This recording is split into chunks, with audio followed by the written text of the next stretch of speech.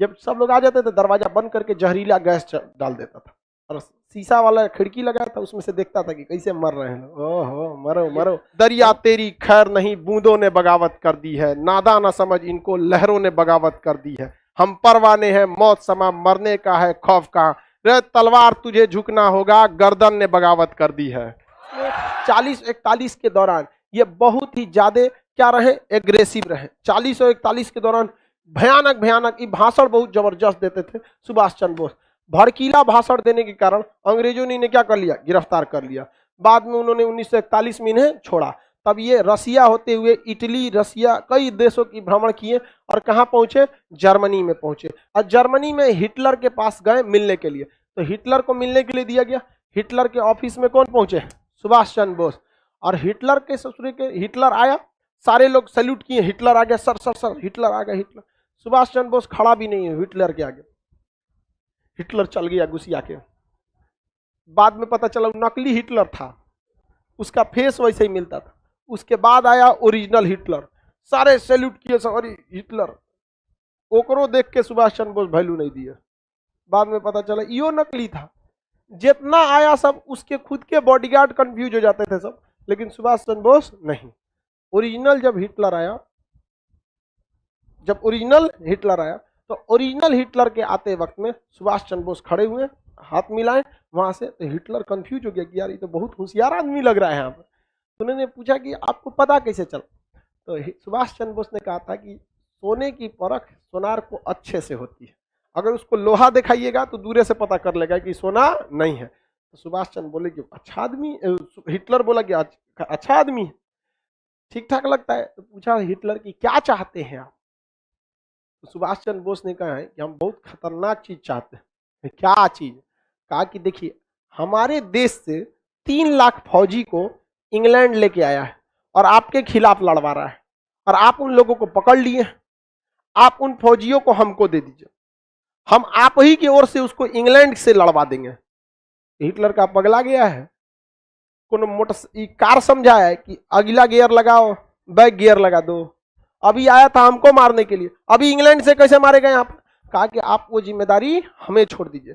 इन लोग को अंग्रेज सब ने क्या किया है, राष्ट्र प्रेम की भावना इनमें से क्या कर दिया है, खत्म कर दिया है। तो इन्होंने कहा कि हिटलर मान ही नहीं रहा था, क्योंकि हिटलर बहुत बड़ा हॉल बनवाया था, जैसे आपका क्लासरूम कैसे है ऐसे ही, इसमें सबको बैठाता था कुर्सी पे, सब लोग बैठ जाते थे। इसमें खिड़की चारों ओर से नहीं थी, जब सब लोग आ जाते थे दरवाजा बंद करके जहरीला गैस डाल देता था और शीशा वाला खिड़की लगाया था, उसमें से देखता था कि कैसे मर रहे हैं लोग। ओहो मरो मरो। बहुत खतरनाक था हिटलर, समझ में क्या। हिटलर बहुत ही मतलब किसी का बातें नहीं सुनता था। आज भी लोग कहते हैं ना हिटलर शाही तुम्हारा नहीं सुनेंगे, किसी की बात नहीं सुनता था। सुभाष चंद्र बोस ने कहा कि आप मार के क्या करेंगे, आप हमें एक मौका दीजिए, हम इन भारतीय सैनिकों को अपने देश ले जाएंगे, और अपने देश ले जाके किसको मारेंगे, ब्रिटेन वाले को मारेंगे। तो ब्रिटेन वाला वहां पिटाएगा तो यहाँ पे भी उसका असर देखने को मिलेगा।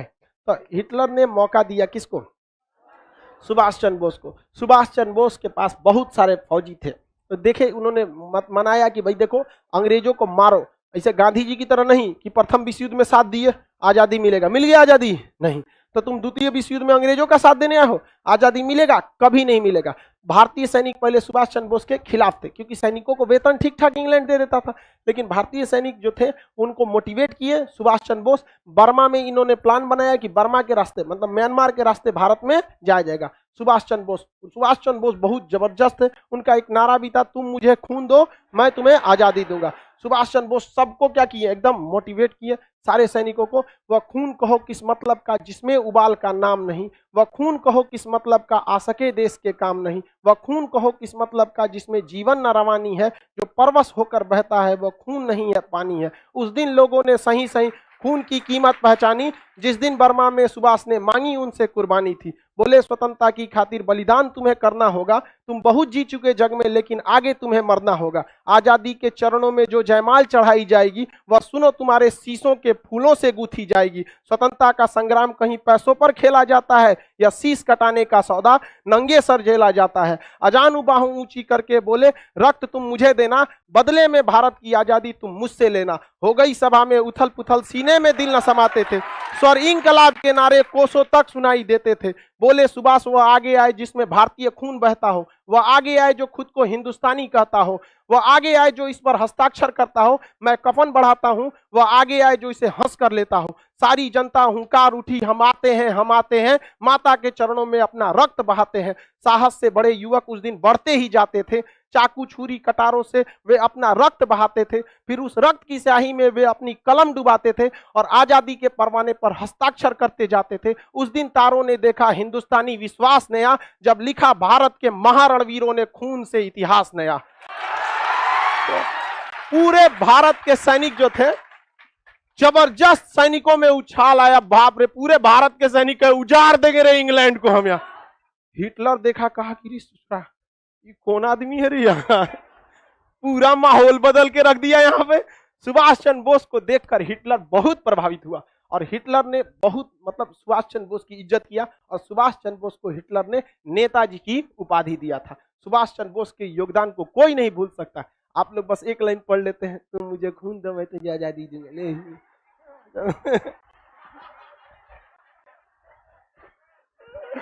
समझ आ गया कि नहीं आ गया? सुभाष चंद्र बोस के योगदान को नहीं, खैर आप लोग के लिए उतना जरूरी है, तुम मुझे खून दो मैं तुम्हें आजादी दो, नारा आपके लिए, समझ आ गया? चलो अब आगे समझते हैं। सुभाष चंद्र बोस जो थे वो इन सैनिकों को क्या किए, हिटलर के सहयोग से प्राप्त किए, लेकिन हिटलर ने कहा कि इन सैनिकों में अभी भी ट्रेनिंग का क्या है, अभाव है, ये डायरेक्ट नहीं लड़ पाएंगे। देखो लड़ने आए थे, हम पकड़ के रख लिए कि नहीं रख लिए, इनको क्या जरूरत है, प्रॉपर ट्रेनिंग की जरूरत है। अब देखिए द्वितीय विश्व युद्ध में ना दो एलाइज फोर्स थे, मतलब 3 देश थे जो आपस में एक साथ थे। इधर में था जर्मनी, इटली और यहाँ पे जापान। ये तीनों जो थे ये ध्रुवीय राष्ट्र थे सब, इन्हें कहा जाता है एक्सियल फोर्सेज। और जो एलाइज फोर्सेज थे उसमें बड़े बड़े देश थे, अमेरिका था, कनाडा था, ब्रिटेन था, फ्रांस था, रूस था, ये सब थे सब। तो सुभाष चंद्र बोस ने जो भारतीय सैनिक जो कहाँ फंसे थे, जर्मनी, इन्हें क्या किया, अपने पास लिया और सुभाष चंद्र बोस हिटलर के सहयोग से आर्म्स एंड एनिमेशन लिया और हिटलर ने किसे भेज दिया, जापान को, कहा कि जापान भेजा इन सैनिकों को, और इन सैनिकों को ट्रेनिंग और अच्छा हथियार किसने दिया, जापान। और जापान ने सुभाष चंद्र बोस को अंडमान और निकोबार द्वीप गिफ्ट में दे दिया। किसमें दिया, गिफ्ट में, क्योंकि इंग्लैंड वालों से ये जापानियों ने कौन सा द्वीप छीन लिया था, अंडमान और निकोबार। तो यहां पर सुभाष चंद्र बोस ने अंडमान और निकोबार द्वीप का नाम क्या रख दिया, शहीद एवं स्वराज, शहीद एवं स्वराज नाम रख दिया। और यहां पर सुभाष चंद्र बोस को मिला, सिंगापुर में सुभाष चंद्र बोस ने आजाद हिंद सरकार बना लिया। क्या बना लिया, आजाद हिंद सरकार। कहा कि देश गुलाम नहीं है, हमारी सरकार है, अभी हम सिंगापुर से शासन कर रहे हैं, धीरे धीरे धीरे धीरे दिल्ली पहुंचेंगे। और सुभाष चंद्र बोस ने सिंगापुर से ही ऑल इंडिया रेडियो पर बोला था, मुझे इस लड़ाई में राष्ट्रपिता महात्मा गांधी की आशीर्वाद की जरूरत है।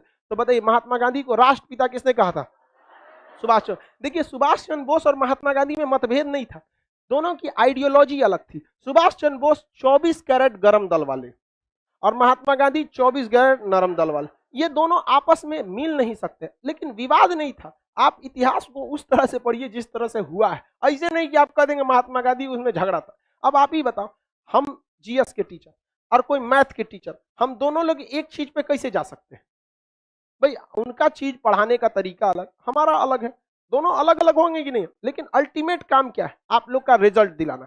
अगर हम जीएस, हम या इंडिया का कोई भी जीएस का टीचर, उसका जीएस में योगदान है, जो भी मैथ के टीचर उनका मैथ में योगदान है, रीजनिंग में योगदान है। आपको तो जरूरत दोनों की है, कि ऐसा थोड़ी है कि आप जीएस पढ़ लेंगे मैथ नहीं पढ़ पाएंगे तो आपका रिजल्ट हो जाएगा।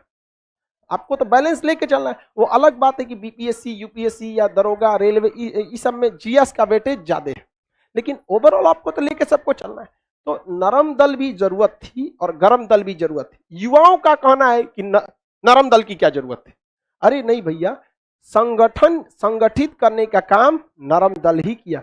और आप ध्यान से देखेंगे, नरम दल से ही जो एक्सट्रीमिस्ट लोग थे वो गरम दल के रूप में गए थे। समझ आ रहा है कि नहीं आ रहा है? किसी को कोई दिक्कत नहीं? तो महात्मा गांधी से सुभाष चंद्र बोस ने क्या कहा, राष्ट्रपिता। सर सुभाष चंद्र बोस इतने पढ़े लिखे थे फिर भी गरम दल के कैसे हो गए? भाई गरम दल और नरम दल ये पढ़ने लिखने पे उतना डिपेंड नहीं करता है, डिपेंड करता है आइडियोलॉजी कैसे है। हम नरम दल के हैं, सोचो हम आज भी कहते हैं कि हम मतलब पढ़ाते हैं बस, बट टीचर बनने का हमारा 1% भी सपना नहीं, 1% भी नहीं। पढ़ाते हैं वो अलग बात है। शुरुआत में हम पढ़ाना चालू किए थे फ्रस्ट्रेशन दूर करने के लिए, क्योंकि हमको आर्मी में इस चीज से छांटा था जो कभी सही नहीं हो सकता था। नंबर कम था, छाट देते, अगली बार और मेहनत करके आते। मेरिट में हाथ बहुते टेढ़ा है ससुरा, दिखता है यहाँ पे, ऐसे हो गया यहाँ पर। फ्रस्ट्रेशन में कभी मम्मी को बोल देते थे आपको ध्यान नहीं रखना चाहिए, बचपन में तेल ओल सही से मालिश किया जाता है। बहुत ज्यादा फ्रस्ट्रेट थे, तो हम पढ़ाना चालू किए थे फ्रस्ट्रेशन में, अकेले टेंशन में रहते थे, सोचते थे जो हमारा जिंदगी खत्म हो गया, एक को तो सपने देखे थे फौज में जाना है, ऐसा ही कैसे होगा, आर्मी में कुछ नहीं सुनता है, तो हम फ्रस्ट्रेशन की वजह से पढ़ाना चालू किए थे, यही में पढ़ाते रह गए यहाँ पर, समझ में आया कि नहीं। तो ऐसा नहीं है कि भाई जो पढ़ा लिखा है वो गर्म दल का नहीं हो सकता है, नरम दल का ही रहेगा। अमूमन देखिएगा गांव वगैरह के लोग, ग्रामीण क्षेत्र के लोग गर्म दल वाले होते हैं, मार ससुरा के निकाल लाठी यहाँ मार दे यहाँ पे तुरंत मारो यहाँ पे। तो शहरी क्षेत्र के लोग थोड़ा सा नरम दल, ग्रामीण क्षेत्र के लोग थोड़ा गर्म दल, बट पटना शहरी क्षेत्र है, हमको लगता है यहाँ सब गर्म दल का। अजीब टाइप का मेंटेलिटी हो गया यहाँ पर। जाम में फंसे थे भिकना पहाड़ी पे, एक लड़का पैदल जा रहा था, एक स्कूटी वाला को हल्का सा लग गया, ज्यादा जोर से नहीं लगा, जाम में कितना लगेगा, तो कह रहा है भाई पैरवा पे चढ़ा दिया, नहीं दिख रहा है, तो उठ के कह रहा है एक झापड़ दे दिया। बड़ा खराब लगा हमको, वो केवल इसीलिए एक झापड़ उसको दे दिया क्योंकि वो देख रहा था कि ये पैदल है, क्या कर लेगा मेरा। मेंटेलिटी सोचिए, अगर सामने वाला कुछ नहीं कर सकता है तो हम कुछ कर देंगे। तनी हमरा से बोले स्कूटी या ओकरा सहिते गड़िया में रख लेते हैं, हाँ यहाँ कोल्ड स्टोर है, ये अगले सीजन में छोड़ते हैं ना। मतलब देखिए मेंटेलिटी देखिए लोगों की, उसके अंदर गुस्सा पावर कुछ नहीं है, वो देख रहा है कि हमारा जिससे झगड़ा है वो कुछ नहीं कर सकता। वही विधायक जी रहते तो बांध के लेके चल जाते हैं, चुनाव में होकर बांट देते एक से एक रहता है। चलो अब आगे समझते हैं। तो बताइए सुभाष चंद्र बोस ने आजाद हिंद सरकार की स्थापना कहां कर दिया? सिंगापुर में। और यहीं से सैनिकों को कहा था कि अब हमें यहां नहीं रुकना है, कहां चलना है? दिल्ली चलो। दिल्ली चलो का नारा, तुम मुझे खून दो मैं तुम्हें आजादी दूं। सुभाष चंद्र बोस। नेताजी की उपाधि किसने दिया इन्हें? Adolf Hitler. Adolf Hitler, Hitler का पूरा नाम एडोल्फ हिटलर था। हिटलर का पूरा नाम क्या था? Adolf Hitler. अब यहां से ये बर्मा में है, कहां पहुंचे? बर्मा। बर्मा में यहां पर उन्होंने हेड ऑफिस बनाया था, बर्मा, अभी का नाम म्यांमार है। वहां पर यहां पर आजाद हिंद फौज से उनकी क्या हो गई? मुलाकात। क्योंकि सुभाष चंद्र बोस के पास जो सेना थी तो वो वेल ट्रेंड थी, जर्मनी में भी ट्रेनिंग मिला, जापान में भी मिला, आधुनिक हथियार मिला और एक योग्य कमांडर मिला। आपका कमांडर तगड़ा रहना चाहिए, युद्ध आप ऐसे ही जीत जाएंगे। अगर कमांडर डरपोक मिल गया, युद्ध कभी नहीं जीत पाएंगे। वहां पर चाइना और भारत के बीच जो गलवान घाटी हो रही है, तो भारत अभी भी वहां अपना पंजाब रेजिमेंट का 11 कोर को तैनात किया हुआ है। अभी भी 1.5 साल हो गया, अभी भी वहां हमारे ही कमांडर वही हैं। और चाइना ने अपने कमांडर को 7 बार बदल चुका, 7 बार बदल चुका, सोच सकते हैं। इसलिए हम गर्व है हमें हिंदुस्तानी सेना पे, आज भी वो डटे हुए। बिहार रेजिमेंट वाला मारा था सब ये तो और मन बड़ होता है, दौड़ा दिया वहां पर।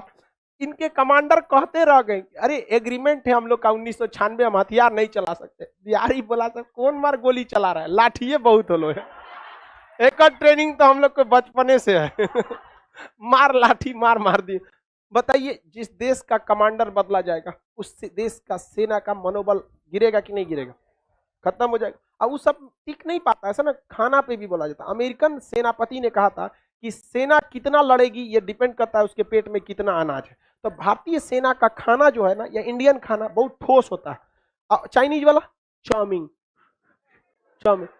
चाउमीन का उस तरह हम लोग का ही अटक जाएगा। चाउमीन खत्म होने के बाद पता चलता है कि नहीं अब पेट में पहुंचा है, तब तक तो हम लोग के ऐसा फेगस में अटका रहता है। चाउमीन खा के लड़ाई करेंगे। यहाँ बिहार वाला है, लिट्टी खा के जाएगा, चना भिगा के ले जाएगा, मार तो सुभाष चंद्र बोस के पास एक अच्छी फौज थी कि नहीं थी? सुभाष चंद्र बोस के पास एक योग्य सेना थी, और सुभाष चंद्र बोस में नो डाउट एक योग्य सेनापति थे। हालांकि वो खामका में आईएएस की नौकरी में गए थे, उनको भी सेना में जाना चाहिए था, लेकिन वो भी सेना में नहीं जा पाए। कोई बात नहीं, लेकिन सेना में सर्व करने का मौका मिला कि नहीं? कहीं सचुरा मार हो जाए तो हम लोग घुस जाते हो, बाढ़ में जाओ, हाथ टेढ़ टाड़े, कोई दिक्कत नहीं। अब तो दीजिएगा ना निपटा, हमरा देता तो हम कब के तिब्बत में घुस जाते तो बाढ़ में जो है। तो सुभाष चंद्र बोस के सामने एक समस्या यहाँ आई कि बर्मा में पहले से भारत के सैनिक थे सब। उस समय एक फौज थी जिसका नाम था आजाद हिंद फौज। आजाद हिंद फौज, देखिए आजाद हिंद सरकार ने गठित किए थे सुभाष चंद्र बोस। आजाद हिंद फौज कैप्टन मोहन सिंह, एक कैप्टन थे, कैप्टन मोहन सिंह। कैप्टन मोहन सिंह ने आइडिया दिया कि क्यों ना हम भारतीयों के लिए एक फौज बनाएं। तो ये किसने आइडिया दिया? कैप्टन मोहन सिंह। और ये जिम्मेदारी दी गई रास बिहारी बोस को। किसे दी गई? रास बिहारी बोस। रास बिहारी बोस ने इसका गठन किया, लेकिन उस समय तक रास बिहारी की बोस 70 से ज्यादा उम्र के हो गए थे। अभी बताइए, सेना का कमांडर 70 से ज्यादा उम्र का, सेना में मनोबल रहेगा? सेना में एकदम भयानक गरजने वाला होना चाहिए, वहां पर बॉर्डर पे एकदम गरजने वाला सेनापति चाहिए। दरिया तेरी खैर नहीं, बूंदों ने बगावत कर दी है, नादा ना समझ इनको, लहरों ने बगावत कर दी है। हम परवाने हैं, मौत समा मरने का है खौफ का, रे तलवार तुझे झुकना होगा, गर्दन ने बगावत कर दी है। खतरनाक होना चाहिए एकदम सेनापति, मार करा दे सजुरा, जो मरलो रहे दोनों हथियार उठा लेके मारे सजुरा। यहाँ पर एकदम सेनापति का मतलब क्या होना चाहिए? एकदम खूंखार, चंडाल, एकदम तनिको मोह माया नहीं, लास्ट पे बैठ के ससुरा खाना खा ले और करे जेब चेक करे कुछ बचल है क्या एकरा में। ऐसा सेनापति एकदम क्रूर होना चाहिए, काट डाले वहां पर। रास बिहारी बोस बहुत ही योग्य व्यक्ति थे, रास बिहारी बोस। लेकिन उम्र का तकाजा होता है, हर इंसान का उम्र ढलने के बाद नहीं हो पाता है। 70 साल की उम्र के बाद क्या करें? हम इतना पढ़ा रहे, 50 साल, 4-5 साल बाद हम इतना ना पढ़ा पाएंगे, कितना बचले होगा हम लोग में। तो बुढ़ापा में इंसान नहीं हो पाता। तो सेना ने कहा कि अब हमें यह कमांड किसको दे देना चाहिए? सुभाष चंद्र बोस को। तो बताइए, सेना का कमांड, आजाद हिंद फौज के कमांड किसने संभाल लिया? सुभाष चंद्र बोस। इन्होंने संभाला था 1942 में। कब संभाला था? 1900। क्या 1942 में आजाद हिंद फौज बनी थी? नहीं, बहुत पहले बन गई थी, छीटपुट थी इधर उधर यहाँ पर। अब इन्होंने क्या किया? आजाद हिंद फौज बनाया और इन्होंने कई ब्रिगेड बनाया, लक्ष्मी ब्रिगेड बना दिया। महिलाओं का क्या बना दिया? Lakshmi brigade, Subhash brigade, Gandhi brigade, Nehru brigade, पूरा सेना का गठन बना दिया, भयानक। और सेना का एकदम जबरदस्त इनके पास क्या था? हथियार था। जापानियों से सहयोग मिला था, हिटलर से सहयोग मिला था, और ये अब म्यांमार के रास्ते कहां बढ़ने लगे? भारत की ओर। और जापान से एक उम्मीद थी, लेकिन 6 अगस्त 1945 को अमेरिका जापान पे बम पटक दिया। दूसरा 9 अगस्त को फिर पटक दिया। अब जापान ने हाथ खड़ा कर दिया, हम क्या कर सकते हैं? सुभाष चंद्र बोस की मृत्यु के बाद सेना का मनोबल ही गिर गया और सेना के ऊपर भारी पड़ गए कौन? अंग्रेज। क्योंकि अंग्रेज को अब टेंशन नहीं, उधर जापान मारा गया, इधर जर्मनी मारे गए, एगो बचा था इटली, इटली का था डोमिटो मुसोलिनी, ये महालोल था ससुरा। ये तो माँ, इसकी जनता ने इसको पकड़ के तमाचा तमाचा मार दिया, इसी के देश की जनता ने मुसोलिनी को इसी के देश में तमाचा तमाचा मार के मारी। उसका बेचारा का सब उखड़ गया था, इतना मार मारे थे सब, चौराहा पे फांसी दे दिया। महाबैल था मुसोलिनी। मुसोलिनी का कहना था, जो पुरुष युद्ध नहीं लड़ा वो बाज महिला के समान है। कोई बात है भाई, युद्ध जरूरी है, लेकिन युद्ध किस हाल में जरूरी है ये है। आप युद्ध को बहुत हद तक टालिए, आखिरी डिसीजन होना चाहिए, युद्ध होना चाहिए। ऐसा थोड़ी कि युद्ध कर दो एकदम। यहाँ पर सुभाष चंद्र बोस की मृत्यु के बाद आजाद हिंद फौज के सैनिकों को गिरफ्तार किया गया और लाल किला में इनके खिलाफ मुकदमा चलाया गया था। आजाद हिंद फौज के सैनिकों पर मुकदमा कहां चलाया गया था? लाल किला। और लॉर्ड लिनिथगो थे उस समय भारत के वायसराय। उसके बाद लॉर्ड लिनिथगो के समय बाद आए थे मिंटो उंटो को, इसको भेजा गया, माउंट बेटन वगैरह। तो इसके ऊपर मुकदमा चलाया गया। तो उसके बाद जब मुकदमा चलाया गया तो भारत के जवाहरलाल नेहरू वकील जो थे, काटजू थे, तेज बहादुर सप्रू थे, बहुत सारे वकीलों ने आजाद हिंद फौज के सैनिकों का पैरवी किया और जज से कहा कि गलती से भी आप सजा मत सुनाइएगा। याद है मंगल पांडे? हाँ, एगो को सुनाए थे मंगल पांडे को, बाकी 1857 का क्रांति किया था ना। अभी माहौल सही नहीं है जज साहब, आप इनकी सजा को माफ कर दीजिए वरना फिर बवाल कर देगा सभी सैनिक सब। तो जज ने कहा माफ करने की शक्ति हमारे पास नहीं है, राष्ट्रपति को होती है। उस समय राष्ट्रपति के पद पर वायसराय हुआ करता था। तो वायसराय ने इनकी सजा को क्या कर दिया? माफ कर दिया। अगर द्वितीय विश्व युद्ध नहीं होता तो हम लोग 1947 में आजाद नहीं होते, ये वास्तविकता है। द्वितीय विश्व युद्ध नहीं होता तो हम 47 में तो आजाद नहीं होते, 55 में होते, 51 में होते, लेकिन 47 में तो किसी कीमत पे आजाद नहीं हो पाते। क्योंकि देखिए ना, ऐसा कौन सी घटना लगा जिसने अंग्रेजों को ज्यादा नुकसान पहुंचाया? द्वितीय विश्व। बाकी भारत छोड़ो आंदोलन केवल इसीलिए हुआ था कि अंग्रेज द्वितीय विश्व युद्ध में बिजी थे। रियलिटी देखिए, टाइमिंग नहीं देख रहे हैं। क्रिप्स प्रस्ताव आया, भाई बहुत मजबूरी है, गांधी जी उसको कमरा में ले गए। बहुत जरूरी है क्या फौज की? ताकि गांधी जी आप ही बचा सकते हैं। प्रथम विश्व युद्ध में आप ही सैनिकों को भेजे थे, हम लोग आपको सार्जेंट बोले थे, बहुत जरूरत है, दिक्कत हो गया है। गांधी जी का यही तो हम जानना चाहते थे, जाओ हम भेजेंगे। गया बेचारा क्रिप्सवा, भारत छोड़ो आंदोलन, कहा कि बहुत कमीना आदमी है। तो द्वितीय विश्व युद्ध नहीं होता तो हम लोग को आजादी इतना जल्दी नहीं मिलता। बाकी देखिए भगत सिंह 1930 में ही इन्हें फांसी, 31 में फांसी दे दी गई। चंद्रशेखर आजाद, राम प्रसाद बिस्मिल, अशफाक उल्लाह खान, ये लोग 30 के दशक तक ही इन लोग को क्या कर दिए थे, अंग्रेज फांसी देके गोली मार के कैसे भी क्या कर दिए थे, खत्म कर चुके। 30 के बाद कोई बहुत बड़ा क्रांतिकारी आंदोलन ही नहीं मिलेगा। सुभाष चंद्र बोस का मिलेगा, और सुभाष चंद्र बोस को भी देखिए क्या हुआ, द्वितीय विश्व युद्ध में जर्मनी जापान मराया और पूरा खत्म हो गया। क्योंकि हम लोग के पास अपना क्या था, ना फैक्ट्री थी, ना हथियार था, ना कुछ सैलरी उलरी कहां से दीजिएगा यहाँ पर। तो बहुत द्वितीय विश्व युद्ध हुआ भी तो एक तरह से हम लोग के लिए क्या था, अच्छा ही था। सोचा द्वितीय विश्व युद्ध हुआ पहले, और अगर द्वितीय विश्व युद्ध में जर्मनी जीत जाता तो हम 1942 में आजाद हो गए रहते। जर्मनी ने गलती न कर दिया, उसने रूस पर आक्रमण कर दिया। ये सोचना देखता है कितना बड़ है, कहां आक्रमण कर दिया, रूस पर। रूस ने सबसे ज्यादा लोग को गंवाए हैं, प्रथम विश्व युद्ध में भी और द्वितीय विश्व युद्ध में। इतना लोग मरे हैं कि रूस में कहीं पे भी देखेंगे तो सड़क पर 40% आपको लड़के मिलेंगे, 60% वहां क्या मिलेंगी, लड़कियां मिलेंगी। जिसके दो रीजन है, एक तो प्रथम और द्वितीय विश्व युद्ध में मरा गए सब, दूसरा का रीजन वहां पे शराब बहुत ज्यादा, वहां पे लोग क्या पीते हैं, शराब। ठंड प्रदेशों में शराब जो होता है एकोमोडाइजेशन में क्या करता है, मदद करता है। दूसरा वेस्टर्न कल्चर में शराब, सिगरेट, जुआ ये सब क्या है, नॉर्मल। हमारे यहाँ क्या है, शराब थोड़ा सा गलत माना जाता है। उतनी मनी होली में चल गया, अदरवाइज होली में ना थोड़ा सा आदमी एडजस्ट कर चले यार होली में, समझा कि अदरवाइज में आप शराब पीजिएगा तो भारतीय समाज में लोग आपको अच्छे नजर से नहीं देखते। होली में बस सब कॉम्प्रोमाइज हो जाता है, और वो ससुरा सब ऐसा पी लेता है कि उलटल कहीं रहता है। अरे भाई थोड़ा लिमिट में रहना रे ससुरा, तोरे चक्कर में त्योहारों बदनाम हो जाएगा। लेकिन ना ससुरा हम चौपट हैं तो सबको चौपट करेंगे। तो ये रूस बहुत ज्यादा इसमें लॉस रहा था। तो आपको सुभाष चंद्र बोस का समझ में आ गया। अब आगे हम लोग कल करेंगे।